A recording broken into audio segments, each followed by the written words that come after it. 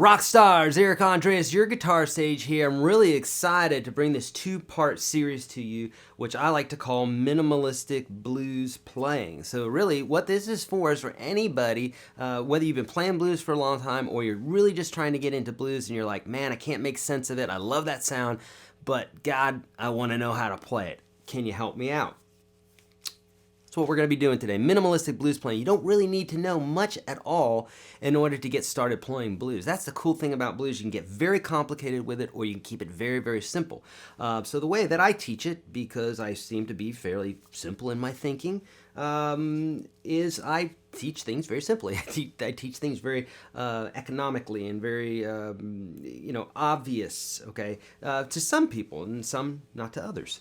So with this process that I'm going to show you here is basically minimalistic blues, and it's called what I call chasing the tonic, or chasing, I should say, the root, okay? And basically what this idea is and this is why this is a two-part series, because really in the first part I'm going to be showing you the theory part. I promise it's not painful at all. It'll be very easy for you.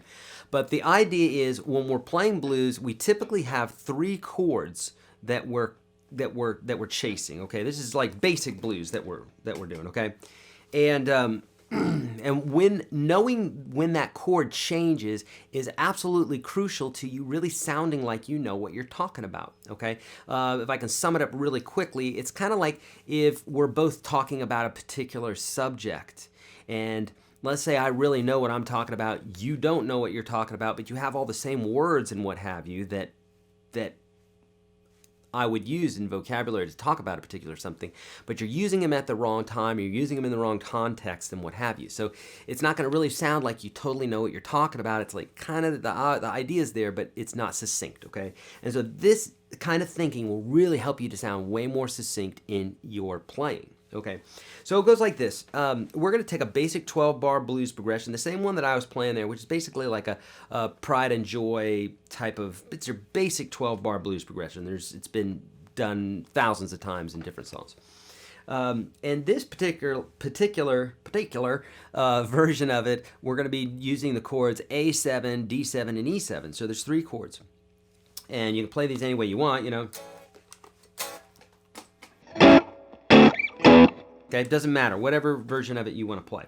By the way, the track for this is going to be included in the part 2 of this at the end. Okay, maybe I'll include it in this one. We'll see. You'll know at the end. Okay.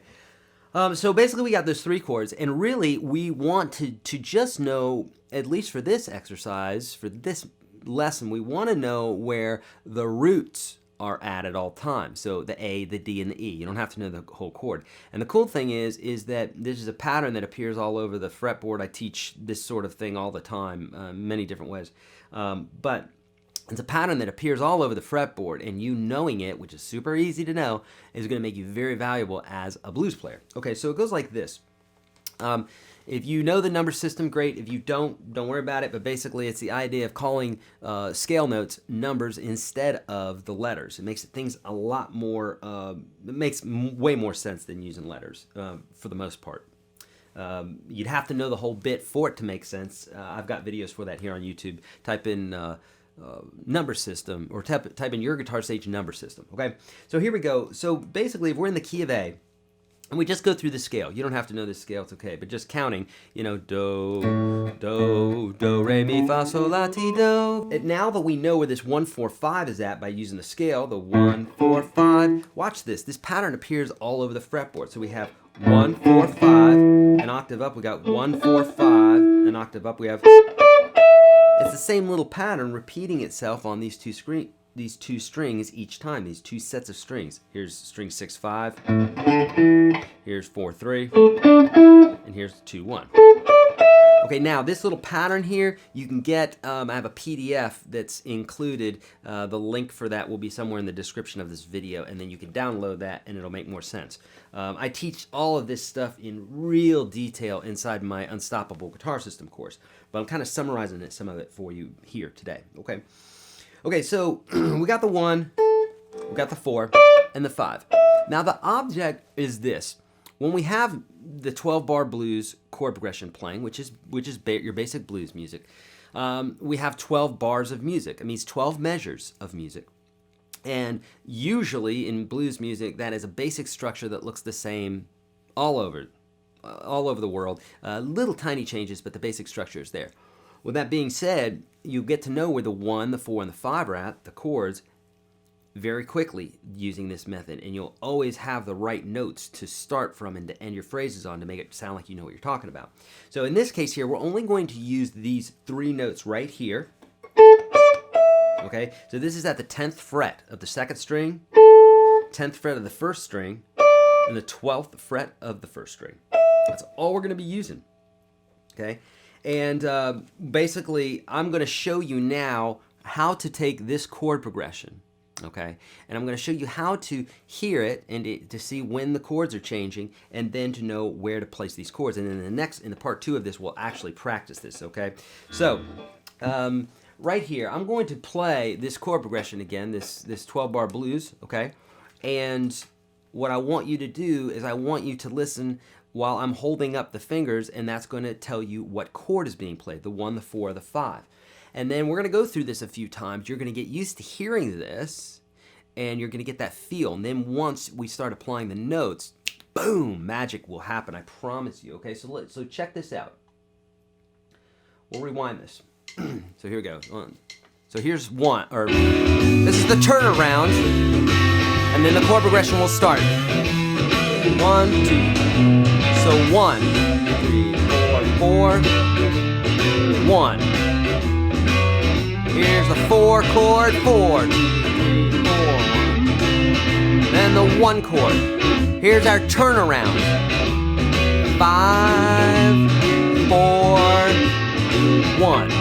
Usually a 5 chord again. So here we go. 1, 4, 1,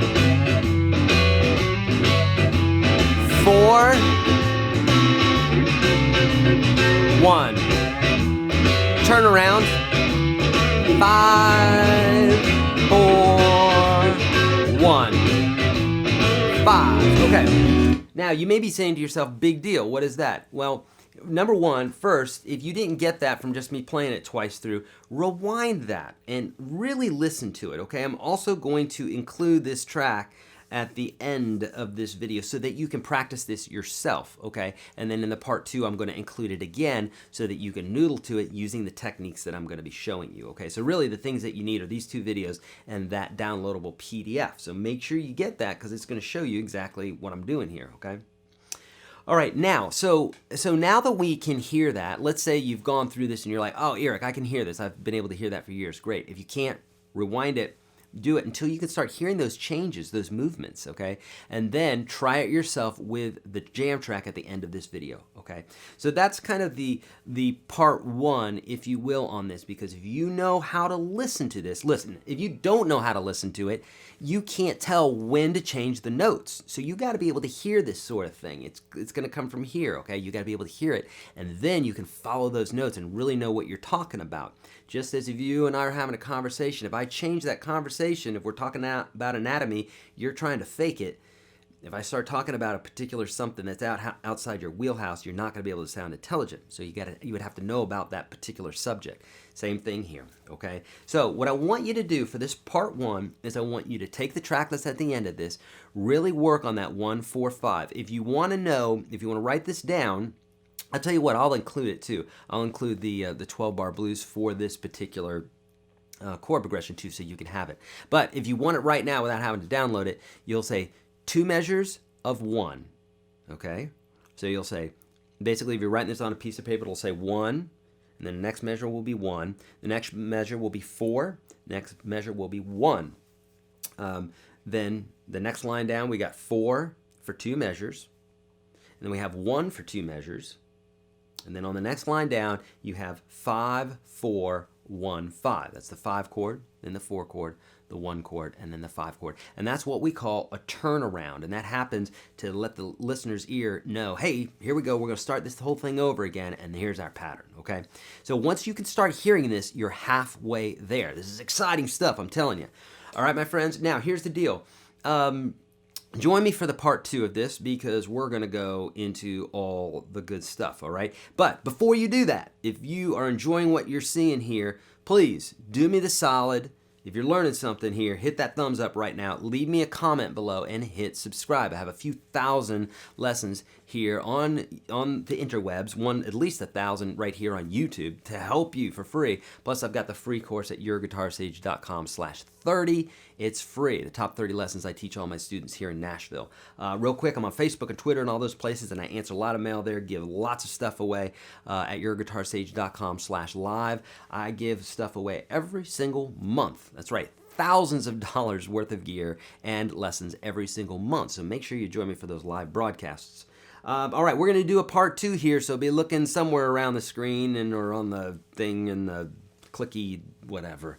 You know where to look. You'll see it. My friends, as always, be kind to all beings. Don't trust the man. I'll see you in part 2, and practice your guitar. See ya.